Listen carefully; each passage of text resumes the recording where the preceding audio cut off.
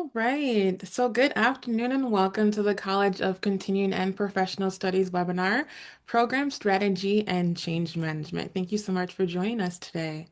Next slide, please.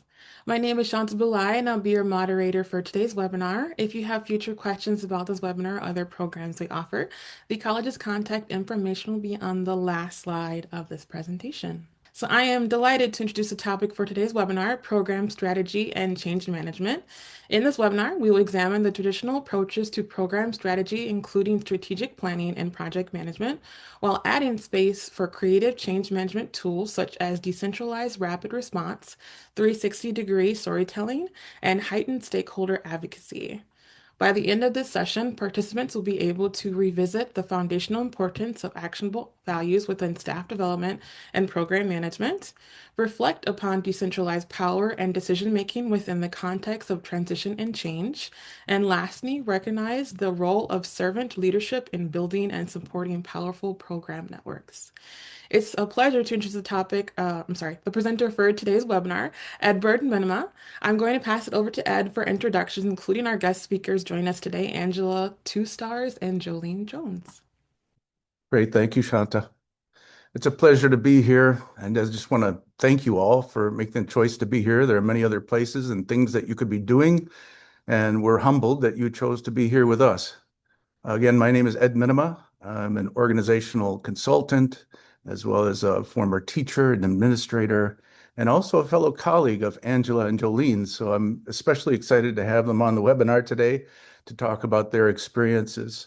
Again, the agenda is that we're going to take a quick overview of the landscape of program strategy and change management, just to kind of remind us of the way we think in terms of models and change. And then we're going to talk about Minneapolis specifically, about what's happened over the past 4 months. And I'm going to introduce Angela and Jolene to talk about their experience and how change management and program strategy was either relevant or not, and how so over the past 4 months. And then we're going to talk about the what is, and really we're thinking about what should be and what is, and what are the things that came to play in terms of values-driven action and storytelling and decision-making and servant leadership. So right now I'd like to pass it to Angela to introduce herself and a little bit about NACD and what she does there. Let's see. There you are. Hello. Hi. Thanks for having me. My name is Angela Two Stars. I am an enrolled member of the Sisseton Wahpeton Oyate, and I am the Vice President of Arts and Culture at NACD and also the All My Relations Arts Director, which is a program of NACD. I've been in my role here at All My Relations since 2019, so I'm coming up on 7 years. Nice to be here. Thank you. And Jolene? All right, so Buju Mishko Banishi and Dishni Kuz Mangdu name. So my English name is Jolene Jones. I'm the Make Voting a Tradition Manager at NACD, which is a program that's a year-round civic engagement program. And I am Ojibwe from LCO, Wisconsin. And it's a pleasure to be here. Thank you for the invite. Thank you, Miigwech. All right, so level setting questions. When we first started this webinar, I had one set of ideas, and then as we started planning and expanding, new ideas came forth. And so I wanted to start with some level setting or grounding questions. And as you all know, Minneapolis experienced upheaval over the last 4 months, this past winter, at the hands of external forces. And so how the community managed and handled and responded to this change and trauma, really, was observable on the surface to me. I could see, a lot of the organizational response and the rallies and the marches and protests. But what I was curious about was what was happening underneath, what was happening at the organizations and businesses and government and nonprofits, and how were they responding? And how was change management and program strategy relevant or not in these types of of changes. And so some of the grounding questions were, how have Minneapolis nonprofit programs, government programs, and even small businesses responded to external forces, changing environmental norms and community values and cultural expectations over the last 4 months?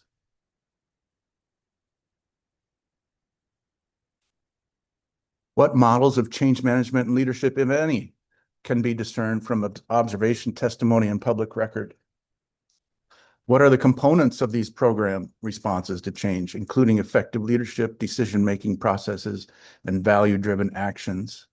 So I was really curious as to what was going on underneath the hood, if you will. And this quote kept coming up for me. And I don't know how it happens, but the universe somehow puts things in front of you when you're thinking about things hard enough. And the quote is from Bruce Lee, one of my heroes.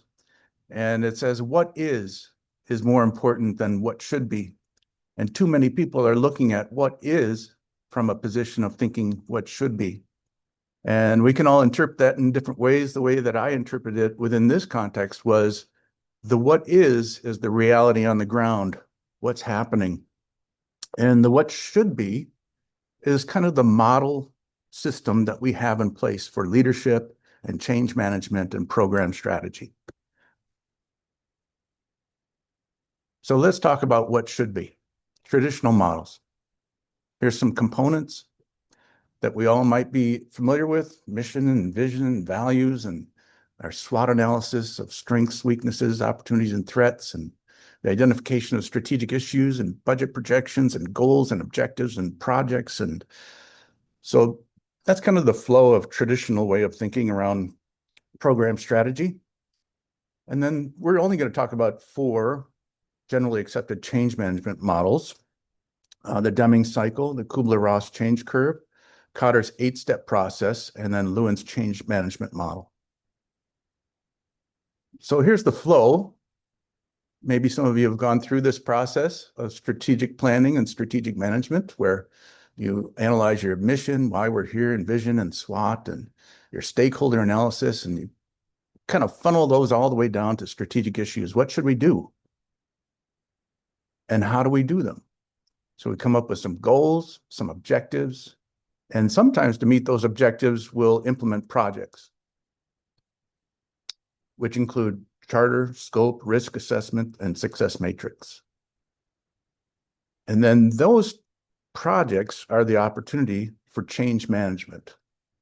And within those projects, we have models, and we can also impact behavior and continuous improvement efforts to institutionalize the change. So that's kind of a traditional overview of strategic management and change management. Now, projects, they have a model all in and of themselves: the initiation, the planning, execution, management, review. So we can see models are everywhere. We have this mindset that we need to do this type of front-end work, then we execute, then we manage and control, and then we review and close. Same with leadership styles. We kind of divide and put them into categories, like laissez-faire, hands-off approach. A leader should be out of the way, let people do their work. Transactional, which is more of an objective attention to goals, accomplishment, and rewards. Not much relationship building there. Servant leadership, focus on building relationships and serving the community, and open collaboration. Transformational, very follower-focused, impacting through inspiration, encouragement, and motivating others. And the last one, charismatic, which is more leader-focused, which is inspiring with high energy, self-confidence, and strong convictions. So we even have models for decision-making, and this is from the Project Management Institute. How do we solve and make decisions as a group? And I won't go through all of that, but the point is we have a model for basically everything we do.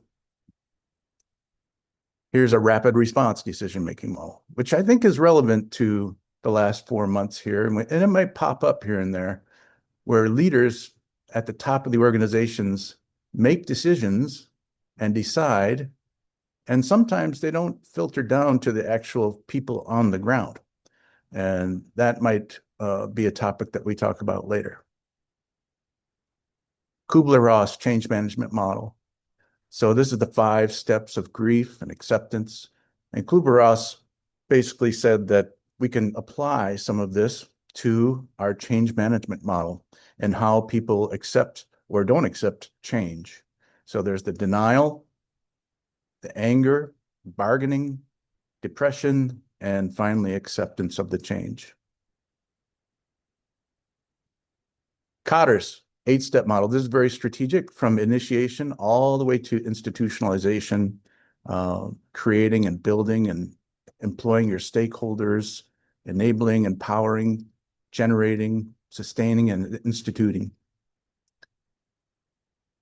And then last but not least, Lewin's change model of unfreezing change and refreezing. And this is more of a short-term kind of a policy or practice change model where you start to disintegrate what you do, how you've done it. This is just the way we do things around here. Start to disintegrate that. We implement the change and we refreeze it into the new status quo. All right. And this is the Deming cycle, which is kind of a pilot program where you're planning a pilot. You do the pilot, you kind of gather your data, you make sure that it meets all the threshold and customer satisfaction, and then you fully implement that pilot. So plan, do, check, act. All right. So what does all this mean? Why did we go over all of that?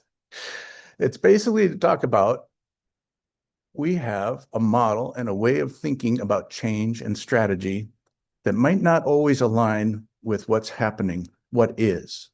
The what should be does not always align with the what is. And that's what Bruce Lee was trying to tell us here. He says, what is more important than what should be. Too many people are looking at the what is from a position of thinking what should be. And if Bruce Lee were here, one of my heroes, oh my gosh, I have so many questions. I think he might say to us, your change models, you rely too much on set patterns and cycles. They're complex. They're ego-based, especially in leadership styles. And then you also have fixed decision-making hierarchies throughout all of these models. And instead, when talking about opponents or sparring, Bruce Lee used to say, the highest technique is to have no technique. My technique is a result of your technique. My movement is a result of your movement. And so, although he wasn't talking about change models or program strategy, we can apply this concept to how the what is responded to over the last 4 months, especially around adaptability. Simplicity is the key, leadership that's free from ego, and natural reaction without conscious thought. All right. With that said, I'd like to reintroduce our guest speakers today and talk about in depth what happened over the last 4 months and how leadership, decision making, and change management was responded to. So I'm going to ask Angela and Jolene to just talk a little bit about NACD in general, right up front, about what you do, and then about the experience over the last 4 months and what happened and how you stepped into that leadership role. All right, thanks, Ed. I'll start off. So NACD is a community-based nonprofit organization. We work in 4 distinct areas of arts and culture, civic engagement, and food sovereignty. We have programs such as the All My Relations Gallery, where we showcase contemporary American Indian art through a rotation of exhibitions annually. We have a Make Voting a Tradition program that encourages voter initiatives. Let's see. I want Jolene to speak more on that, so I'm gonna skip past that one. And then our other programs are the Four Sisters Farmers Market and Four Sisters Urban Farm for that promotes small business entrepreneurship and healthy access to food, gardening, and like food access. So those are the areas that we work in. Jolene, you want to share on MBAT? You do it so much better than I do. Sure. Voting a tradition, like I said earlier, is a civic engagement that's a year-round program. For our Indigenous community, we register everyone. We are like keeping our finger on the pulse of the Native community through civic engagement. Civic engagement just doesn't include voting in elections.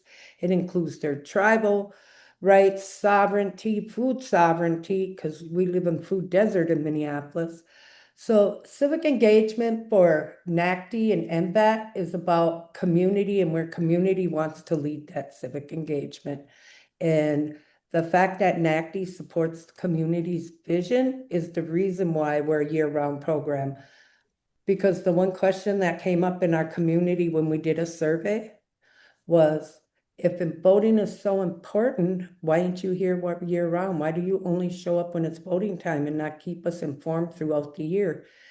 So that's what we do. So we show them how to engage the people they vote for also. And I'll let Thank you. Angela start about when Oh, everything went down.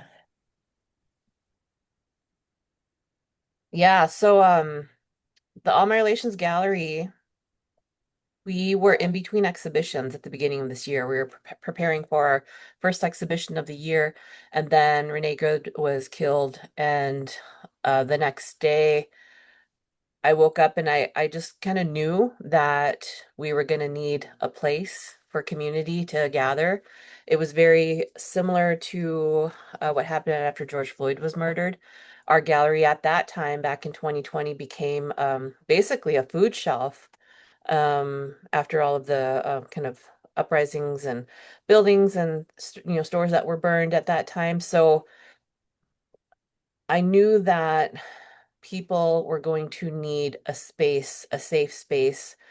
We have an organization called the Indigenous Protectors Movement that has a subgroup called a Many Shields, which is a men's program that typically kind of stations in our parking lot at the beginning of the day and at the end of the day. And it is kind of our own community safety.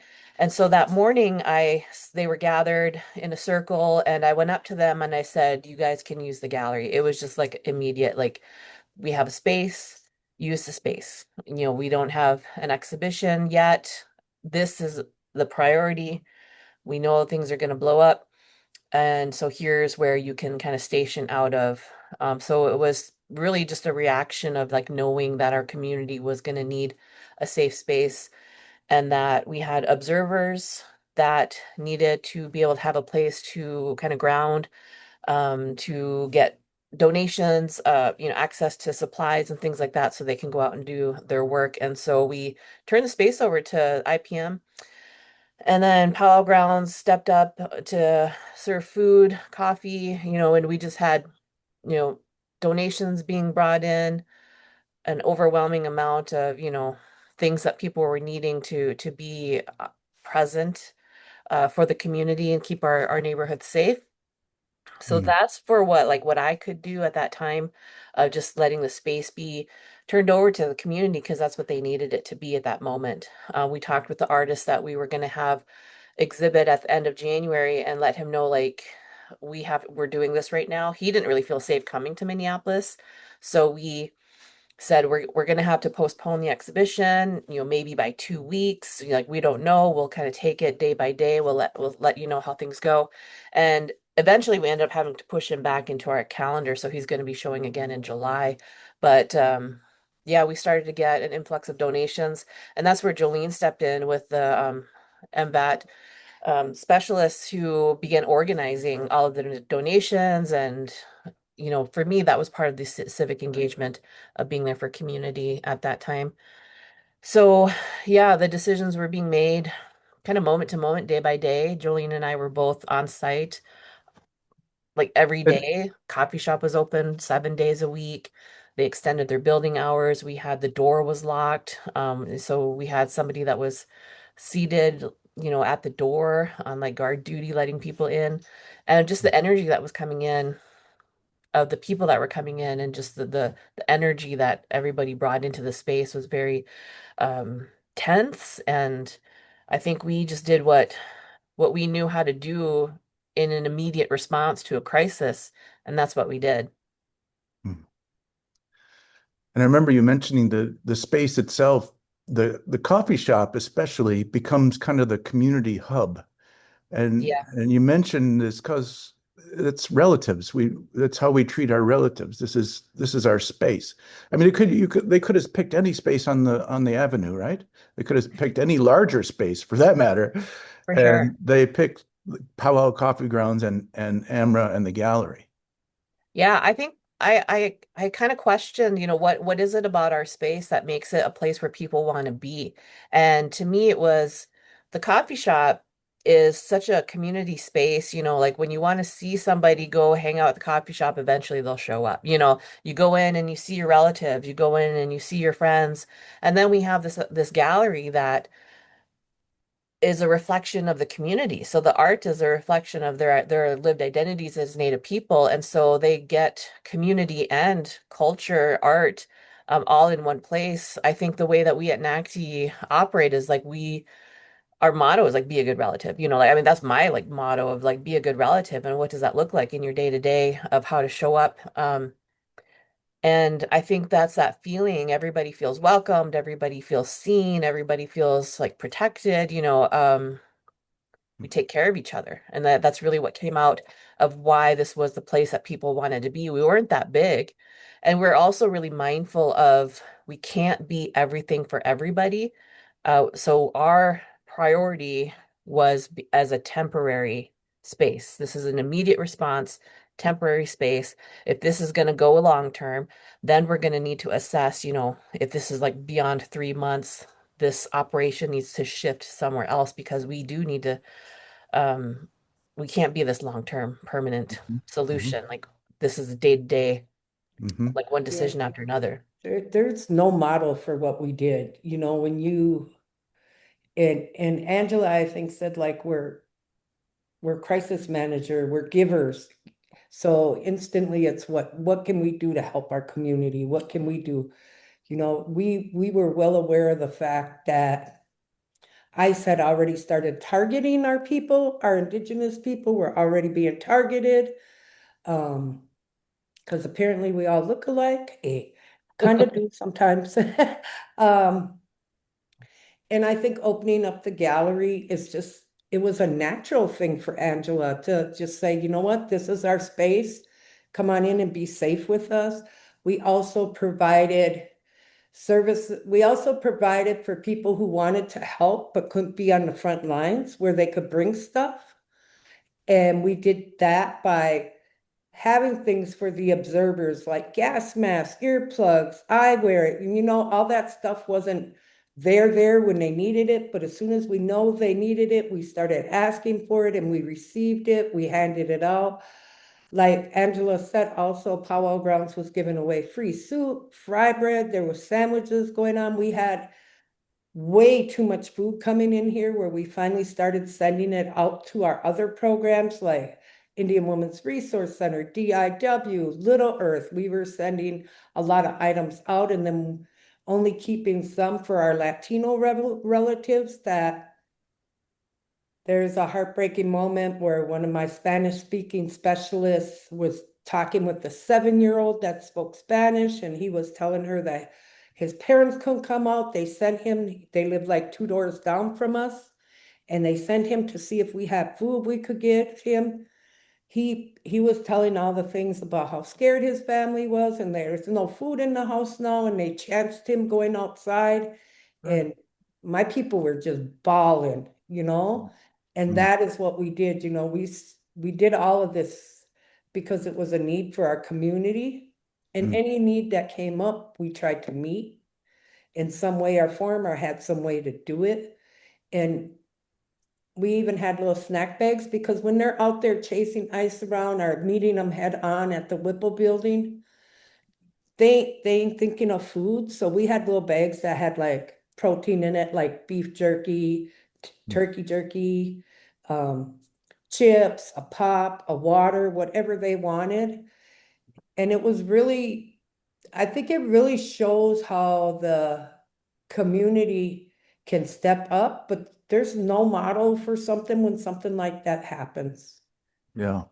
Can can I ask you to talk about the decision-making process? I know that you at some point made some decisions, decentralized decisions where you weren't asking permission. You just said this is the way it's going to be. And then there were other folks that didn't didn't either respect that or were in a model mentality where they tried to go above or ask someone else in the hierarchy to try So, to kind of go back, fall back into this hierarchical decision-making process. so we had probably, you guys, we probably had well over 3,000 people come through this building. And people want to give, but also they have their own way of talking to people. So like we were approached about putting shelves in our gallery, and we had decided already that wasn't going to take place because that happened with George Floyd and we were not going to do that. Angela decided that. So when the gentleman was talking to us and we told him no, he turned around and started talking to the Many Shields men that happened to be sitting at the table. And I take deep insult, and I turned around and I said, I don't know why you're asking them. They don't own this gallery. We do. And we are not putting up anything in this gallery. The answer was no. And they were Mm. like, okay, IPM says that they own the gallery. And Well, it yeah, was I think like, that's something. Go ahead, John. no, I was just going to say it was like a mentality that we don't run into as often, but it was a mentality that had to be checked right away at that door when that happened. Yeah, I think that one thing that, was from part of that, like there was no ego from us in like this is the space. This is like the community space, and IPM kind of set up, a table and they were, kind of operating out of the space and Power Grounds is using the space for food. And so we weren't our egos were not in it in terms of NACD and getting recognition or attention. But yeah, there was times where we were like not being seen as like this is our space, and so we do have to make the decisions for the space. I think another component is in terms of at ground level we were doing this work, Jolene and I, but at a higher level we had our CEO of NACD, who's part of this larger group committee of Native leaders in the community called the Metropolitan Urban Indian Directors, and they were meeting, making decisions, looking at it from like this broader upper level vantage point, making decisions. And, one of the decisions was like a food coordinator. And so I said, great, come on down, like meet me here at the gallery at 1 o'clock. This is where it's happening. This is where you need to be and get into the work. And there was like, I guess, a misunderstanding of that person's role compared to what I was expecting of them to do. It felt like they were kind of more of like a longer term provider or something. And so I basically said, well, you're no good to me. Get out of my way. You're no use to us. We're in it. We're doing this rapid response. This is what we're doing. If you want to kind of take more time to kind of plan out your process, that's not how we're running things right now. Like we're immediate response. And so we're just going to keep on doing what we're doing because this is what's working and this is what needs to happen right now. Um, so it was funny how there was like a broader level of looking at what was happening compared to how we were operating, like in the thick of it as this immediate response space Mhm. Mhm. and Very having to good. balance that with our leadership. Yeah, and I don't think higher ups really understood how it worked because things changed on a daily basis. Like when Alex got murdered, so we had two young women who were observers that were Native, and they were always out and about. So most of us would see their stuff immediately, and I woke up that morning and that was the first thing I seen. They were live on scene. Alex had just been shot. There was there was only ice there. MPD wasn't there yet. So as soon as I got up, I came right in. I just threw on sweats and came running in here. And as I got here, all my specialists were coming in because we knew stuff was going to go wrong very, very quickly and we had to adapt in a minute. We start pulling out gas masks, earplugs, everything. And then, of course, I'm going to say this, even though you guys might not know him, but you might come down to Powwow Grounds and meet him. Bob Rice, who's the owner of Powwow Grounds, decided for some reason he wanted to go over there and he got shot in the leg with a rubber bullet. And we had to bandage him up when he came back. It was like, don't go nowhere no more. You just make the food. I think that's what we told him. And this brings me to storytelling. Jolene, you just about, that's a story that'll be told for generations, right? When Bob gets shot in the leg with a rubber bullet. And so I'm wondering about how storytelling is still, well, in the heat of the moment, how storytelling impacted um, your leadership and decision making, but also getting the story out, either through social media or word of mouth or just there at the coffee shop. I mean, how did that impact and fortify or strengthen the response? I think there wasn't a plan in terms of like communication. Like we didn't sit down, as an organization and say, this is how communication is going to go out. It was such a rapid response that it was like, oh, you're going to post this? Okay, you post that because this is what we need like today. Um, so there was a real trust between the three orgs, Powwow Grounds, IPM, and NACD. It's like we were all in it together. There was whoever could get communication out quicker, whoever, was able to reach out about what was needed. That's kind of how the communication plan happened. We didn't have like a formalized plan. There was media that was coming in and people getting interviewed and, you know, there wasn't an awareness of like, do we have to be mindful about who we're talking to? Is there a risk here? Like we really couldn't evaluate any of that as it was happening. There was times though where there was, like a media person that was there not for the right reasons, and we can kind of tell that was became known pretty quickly, and like Bob like walked off of an interview because the guy was there with a certain narrative he was trying to get across that wasn't in alignment with what we were about, and so we had like I guess that'd be like infiltrators trying to come in, but yeah, there wasn't really much of a plan, just a trust, really, in terms of communication, outward communication, internal communication. The three orgs kind of created what we call the circle of accountability because there was like influx of donations that were coming in and how to manage all of that. Can you talk more about that? I hadn't heard that yet. What's that? A circle of accountability. Well, yeah, it was the three orgs, the Powell Grounds, IPM, and NACD, who kind of created like this, well, to kind of recognizing we're all in this work together. And so we have to kind of meet and make these higher level decisions about, how this is moving, how this is operating. And so I suppose that would be that area of like we were in the immediate, that circle of accountability was kind of stepping back to do kind of that broader level work, discussions planning, it's like that, Hmm. like planning with no plan, um, Hmm. but trying to come up with a plan. And all of that would change day to day. We'd make a plan one day, the next morning it'd be completely irrelevant. Uh-huh. So Uh-huh. like one of the things that came out of that, Ed, was like, so we decided that FPM would take care of all the gas cards, all the Visa cards, any of that kind of stuff that came in because observers needed gas cards, all of that. And then any cash donations, MVAT and AMRA were not accepting. Then we're going to the baristas at the front of Power Grounds. And then, we MVAT accepted the boxes that were coming in from Amazon. So we accepted them and we opened them and dealt with them. And let me tell you, that was crazy. At one point in time, one day we had a delivery of 374 boxes and we were back there cutting open in boxes forever, it felt like. Oh my gosh. But yeah, that's where that decision making was going because none of us could do all three things. Hmm. Hmm. Yeah, So you I also relied on, want to oh, go say, ahead.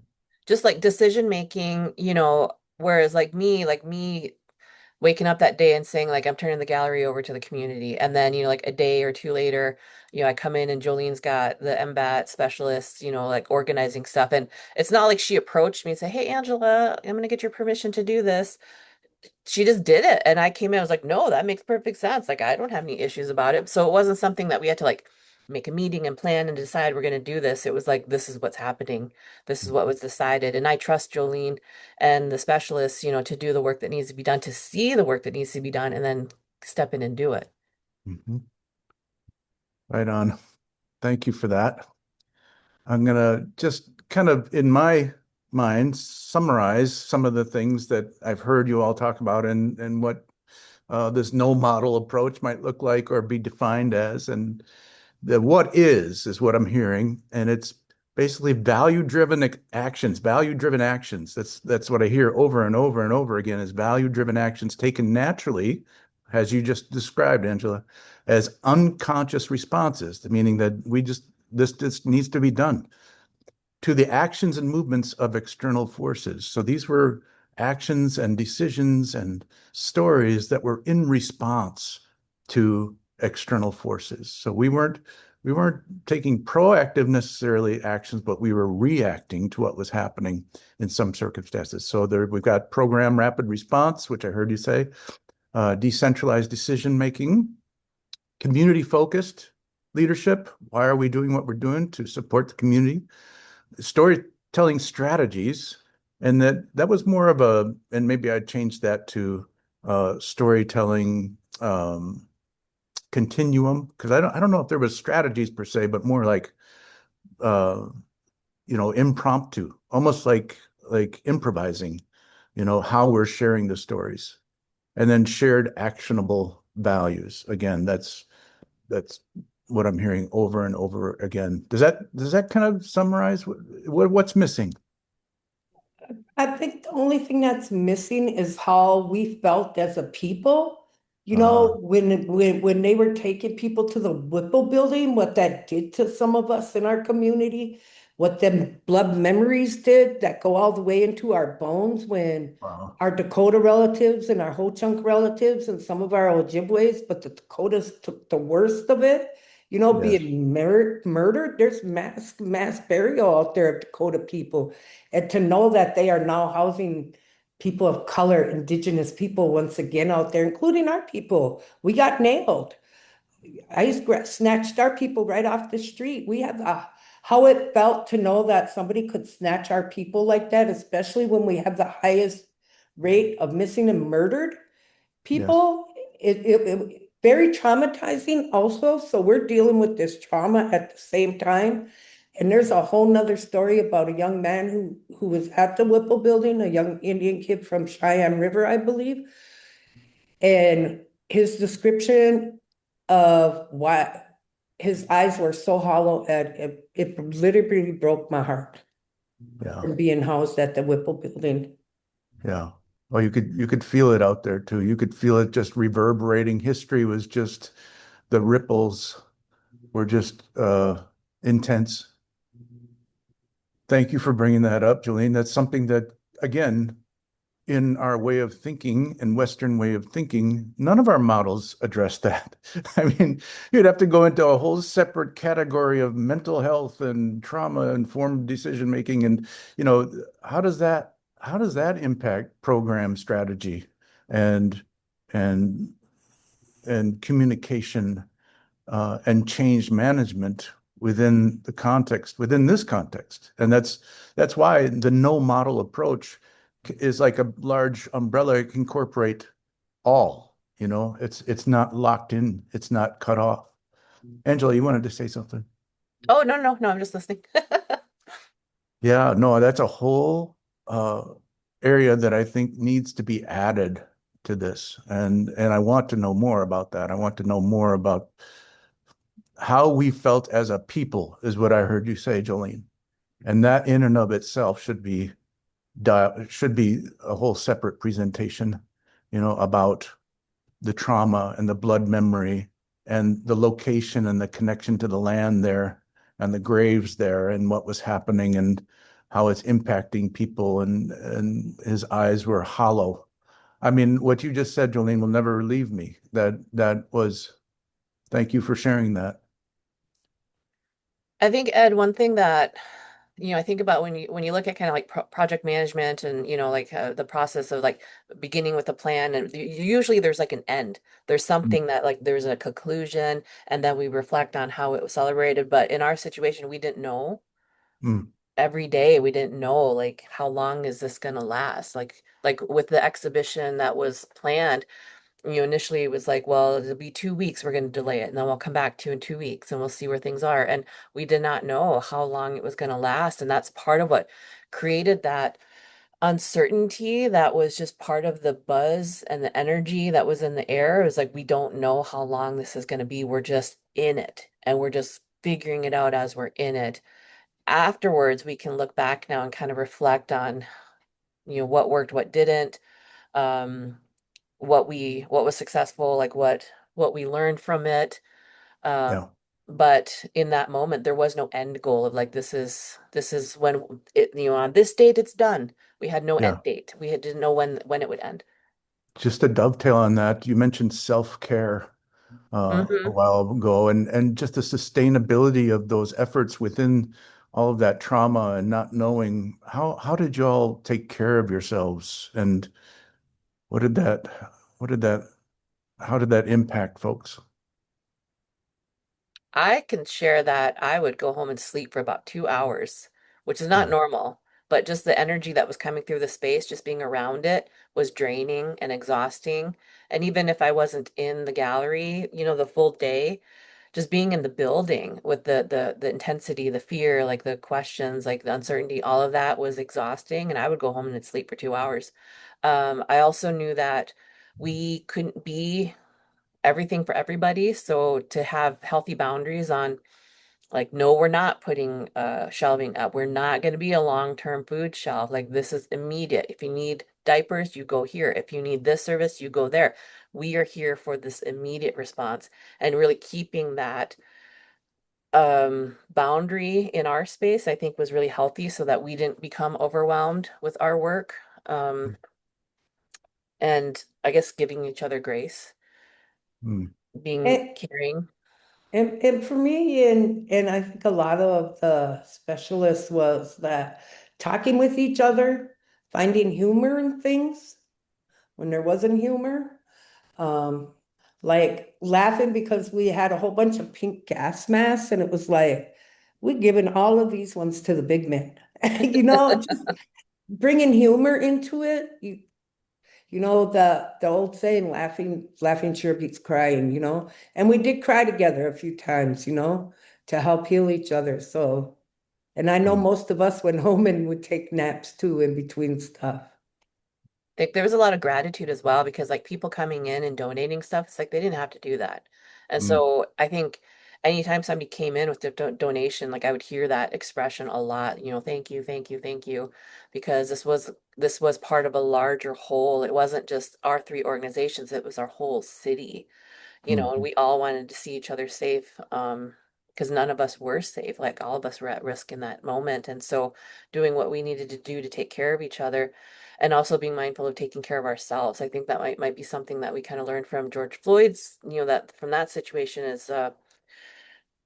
uh is just very emotional, very draining. But we have to do the work and also take care of ourselves too. Because like that whole put your mask on yourself before you can help others. mhm, mhm. And you had a closing kind of ceremony to thank Yeah, folks. yeah, we did. I wanted to have our three orgs together just to acknowledge all the work that we all did and how everybody stepped up in the different ways that they did. We all showed up in, our different roles, and all of it was part of the work as a whole. And I think that was something I wanted to acknowledge because I saw how much people were, like the coffee shop baristas, like taking on all these influx of customers and having the patience and kind of calm with customers, and Bob providing food, like the cooks that were making the fry bread, IPM protectors, like out on the front lines, being in a space that some of us didn't feel safe being, so they were out there putting their bodies in that space, and people that were donating, all of that. I just wanted to, Mhm, our specialists, really putting in the work in the gallery, It was a And collective work. and the artwork was unbelievable, you guys. Some of the artwork that came into our gallery was unbelievable. That was being given away for free. Mm. It it expressed, artwork expresses what's going on, and it really showed so many perspectives and heartfelt moments. It's Mhm. awesome. Like, I'm gonna go grab it and I'll put myself on quiet, but I'm gonna show you a teepee one of our elders made us. Okay, okay. Well, while Jolene is doing that, I just want to express my gratitude to you both, and I'll express it to Jolene. Oh, there she is. Okay. Yes, oh, wow. Oh, wow. Look at that. So you got, describe what you're holding there, Jolene. What do you got? You're on mute. Hold on. It's a little teepee that was made by one of our elders, and it says Native Resistance Headquarters. It's got ISO. She made all these little signs, justice for Alex, the the loon, hands off our cities. Then we got Renee on this side. This was our little fire, because we always got fire for Sage and that. This is the back. Beautiful One of our elders made that and brought it. symbol. Yep. Well, I just want to say thank you and miigwech to both of you for the gift of giving your experience, your wisdom, your lessons learned, and just helping us understand better how you all navigated over the last 4 months. And you did an amazing job, both of you, all of you. I mean, just as an observer from the outside, I was just in awe of everything that you were doing and just wanted to know more. How is this happening? And that's the impetus of this webinar. I just wanted to lift you both up and give you a chance to share uh, your thoughts and perspectives and wisdom. So thank you both for doing this and being here. And at this time, I put these questions back up for our audience members because now that they've had a chance to really, think about um, what went on, what is, as compared to what should be, from a model's perspective. How would you all, as participants, answer these questions now? And so I don't expect any response in the chat or anything, but I wanted to remind you of these questions from the initial slides and how they were answered, or maybe there's more to know, more to explore. And with that, I think we should open it up to questions. It's 12:49. We have about 10 minutes. Yes, thank you so much, Ed. And thank you again, Jolene, and Angela. Like, as Ed mentioned, it's very admirable everything that you've been doing. It's really wonderful to see your perspective and just very inspiring. And we needed it. So thank you for showing up and taking the time to do all the work that you do. So with that, we have a short survey for listeners here today, just on the content in the webinar, how you felt about it. Is it relevant to you? Also, there is a QR code there listed as well, if you want to go into a little bit more detail as to further topics you like to see in our webinars and within our presentations. So I will leave that up for the screen for just to take a moment to share your feedback. And then we will move right into our Q&A. So Shanta, do you have access to the questions or Yes, yes, yes. I will go right into the Q&A. okay. I was just giving a little bit time for folks to share their feedback Oh, with sure. that. Yeah, yeah. Um, but one of our listeners was hoping to see slide 9 again. If you could go back to that Oh, let me see. presentation. What's in slide 9?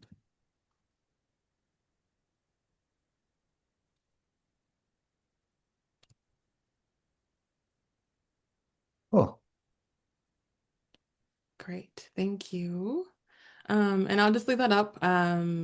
And for our first question here is, what has been the best practice in creating a shared vision expectation between different groups? I think for me, I would say it's like taking what our strengths were from each group. So, I wouldn't expect Bob from Powell Grounds to be, well, you know what happened? You see what happened when he tried to go out on the front lines, he got shot. So, Bob was better in his role of like making soup and fry bread and coffee, because that is his business. So that's what he can manage. The IPM Many Shields group, they were out on the front lines. They were following, observing, that's their strength, that's their work. And then NACD's was being for community and the way that we did that in our space. So it's kind of taking everybody's specific roles and not trying to be more than what you are. It's just, finding the strength in what you do and then do that together. I said do. Yeah, that I think that would be how to prioritize. You can't be everything for everybody, so kind of stick to what you're good at. Wonderful. Thank you so much for sharing that. And so, one of our comments, thanks for this presentation. It sounds like your upper leadership were trying to help, but just ended up getting in the way. What would actually have been helpful from them? Was staying out of the way the most helpful thing for them to do in that situation? Or is this something else you would have liked from them in that moment? I don't know about Angela. I think just staying out of the way and being supportive when we needed help with things would be great. Like, I don't know. I don't know if Angela bounced anything off anybody. Angela was my person who I went to if I had questions. So I don't know. I'll let Angela talk. Yeah, I think, Jolene would come to me if there was things that she needed, like issues that would come up, and then I would kind of take the lead on handling and addressing those issues. And then in terms of like my upper leadership or the upper leadership of the different orgs in general, um, they weren't in our space to know what was going on. So it was more of kind of like an informed practice of they were just being informed of what we were doing versus like needing to make decisions on what was happening. So I also had the autonomy and the trust within my leadership of doing what needed to be done, as it came about. Thank you for that. So, our next question is, in my healthcare practice, there is a trust deficient with all of the constant change that happens. Could you speak more to the strategies of supporting change in a trust desert? Mm. I think anytime trust is in question, that the trust desert is very good in the very good, very big in the Native community. We've been betrayed so much by everybody, everything. I think building trust is built at the speed of relationships being built. And I think one of the reasons why this space is their homing space when stuff goes wrong is the things that the programs have done. Like McBoating a tradition. Almost all of my specialists are from the community. They know the community. They're in the community. I grew up in the community. I still live in Little Earth. Um, I think trust is built at the rate of whoever you're building it with. Trust is not something that comes easily or quickly for anybody. And when you're in a trust desert, it's baby steps. It's the baby steps. You got to prove yourself. And I think NACD has proven themselves that we are trustworthy and we step up for our community. I believe that's why we were the homing spot all the time. We're the homing spot. Well, Jolene, I'll follow up on that and share, in that moment, when there was kind of some upper leadership that was making decisions on like who should be managing some of the stuff. I questioned, you know, um, well, who is this person? Like there's a familiarity that our community is seeing when they come into the space, like the specialists were in the space. So when community come in, they get used to seeing Chantel, they get used to seeing Marcy, they get used to seeing Jolene, myself.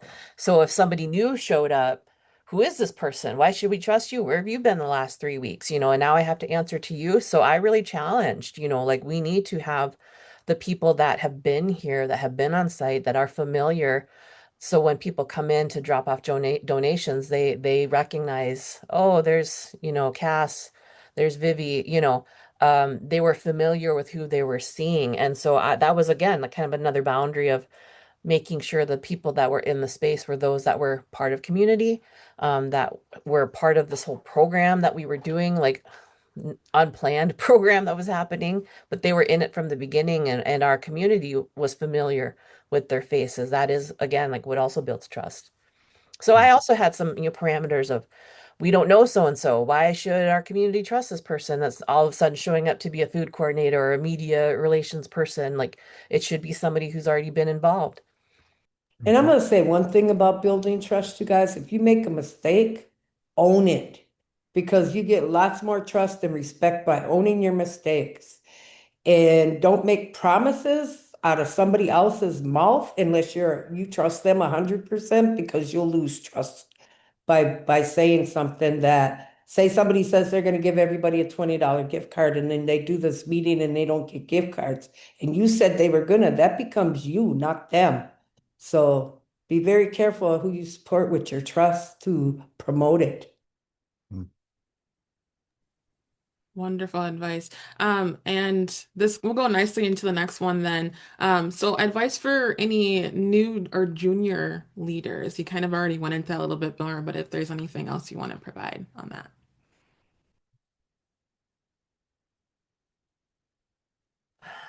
I think showing up is a good thing, being open to listening, learning, being curious, and also having the what do you call it? Like the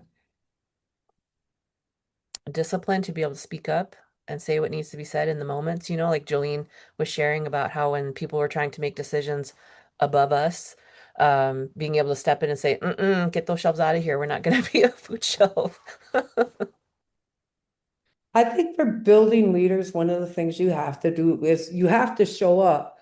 You have to be willing to listen. You don't have to agree, but you have to be willing to listen because in that moment, you may not agree with them or you may be stubborn with your own what you want to do, or your ego may play a part, but the next day after you think it over, you could go back and change your mind. So it's about just listening and we all have moments when we don't listen, so we always got to go back.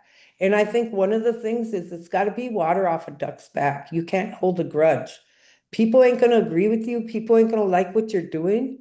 Everybody's got haters, especially if you're doing good things. So you got to be water off a duck's back and not hold a grudge and embrace everybody, haters included. Mhm. And also, I think like good leaders bring others up with them. So it's not like keeping it all to myself. I'm the leader here. That's where you're just in it with your ego. But like a good leader, I think encourages everybody else around them so that the whole thing gets lifted up, not just one person. I think that's what makes good leadership. Thank you. I think y'all are dropping some bars today. I'm loving it. But so the next one here is we're getting pretty close to the end of time. So I want to say to everyone, if I don't get your questions, feel free to send those to ccapsinfo@umn.edu, and we'll pass those along to our presenters today. But looking forward, what change management plans have your organization instituted as a result of this event with the possibility of reoccurrence in the future? Thanks for sharing your story about the rapid response instituted at this event. Was quite a cultural shock for the Minneapolis community. I don't know if we have a change management plan. I know it's something that we need, but it's kind of a struggle. Like when crises happen, like rarely are they ever the exact same thing. So you have to be able to adapt and respond in the moment, depending on what the crisis is, because it might call for something else than what it did in this moment. So we have to be able to be flexible, to be able to address crises. We are going through a period of kind of reflection. The thing that I've recognized in this whole experience is that just because it's quieted down, we're not so, 100% on. doesn't mean, okay, go back to your, basic ways of operation, like pretend, like just put that behind you and keep on going like life is absolutely normal. That's not, like we're still in a recovery process. We need to own that. We need to recognize the impact it had on us as a trauma and how we can still be providing support through this next phase of recovery. And then also have some time to reflect on like what worked, what didn't, what can we do better, how do we show up, next time, because there is always something that comes up, and to be able to, we learn from each one, so how to do it better each time. And for make voting a tradition, we have national partners that came into town when all of this was happening because it was happening in other places too. Um, but we truly believe that the ICE, our Shield, the new program, they will be back when we get closer to elections, depending on what's all going on. So we're semi-preparing. We're not 100% sure because we don't know who it's going to be or what it's going to look like, but we are preparing just in case they do come, because we also have reservations that if they come back during election time, I think the reservations are going to be more vulnerable than Minneapolis and St. Paul. Okay, with that, then Ed, if I could have you go to the last couple of slides. Thank you Absolutely. again for sharing all of your wisdom today. I'm just going to go into the closing slides here quickly, and thanks for folks who were able to stay on a little bit longer. So Ed does teach a few of the classes within the program management certificate. There was a question that was mentioned on that. And as far as the remainder of that, so CCAPS now offers flexible workforce development solutions designed to equip employees with targeted knowledge and skills your organization needs. We have a wealth of programs and classes here, so please use that QR code there if you want to check that out. And if you could go to the next slide, as I mentioned, we will send a link to the webinar recording within a week of today's webinar. The recording will also be posted to our CCAPS webinar archive as well as our CCAPS YouTube page. And the University of Minnesota employees are eligible to receive well-being points. Courtney has posted that there in the chat if you want to go ahead and fill that out. And the college's contact information will be listed on the last slide if you'd like to learn more. Again, feel free to reach out with your question to ccapsinfo@umn.edu. And I want to thank you all for joining us today and thank you all for presenting for us here at CCAPS.